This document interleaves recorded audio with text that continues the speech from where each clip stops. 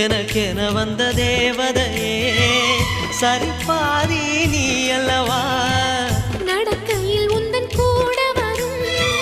நிழல் போலே நான் அல்லவா கண்ணன் கொண்ட ராதையர ராமன் கொண்ட சீதையர மடி சேர்ந்த பூரதமே மனதில் வீசும் மாருதமே நன்றி சொல்ல உனக்கு வார்த்தை இல்லை எனக்கு நான் தான் மயங்குறேன் என்னுடைய மனச தந்துவிட்ட பிறகும் ஏம்மா கலங்குற